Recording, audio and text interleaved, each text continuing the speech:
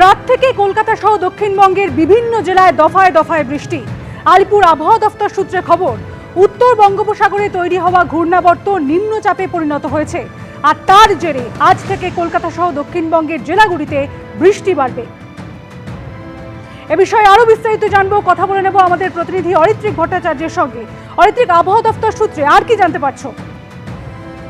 দেখো, যেটা জানা যাচ্ছে, তুমি যেমনটা বলছিলে যে ঘূর্ণাবর্ত গতকালকে নিম্নচাপে পরিণত হয়েছে এবং তার প্রভাবে আমরা দেখছি দক্ষিণবঙ্গের বিভিন্ন জেলায় গতকাল থেকেই বৃষ্টি শুরু হয়ে গিয়েছে। কলকাতা সহ গাঙ্গেয় পশ্চিমবঙ্গে গতকাল রাত্রির থেকে নাগারে বৃষ্টি হয়েছে এবং এই পরিস্থিতি কিন্তু আপাতত বজায় থাকবে। তার কারণ যে নিম্নচাপ, সেই নিম্নচাপের প্রভাব অত্যন্ত গভীর এবং সেই জায়গা থেকে দেখা যাচ্ছে যে পশ্চিমের দিকের জেলাগুলোতে বেশি বৃষ্টি, উপকূলবর্তী জেলায় বেশি বৃষ্টি এবং অন্যান্য যে দক্ষিণবঙ্গের অংশ রয়েছে সেখানেও কিন্তু আগামী রবিবার সোমবার পর্যন্ত বৃষ্টি এই নিম্নচাপের প্রভাবে চলার একটা সম্ভাবনা রয়েছে।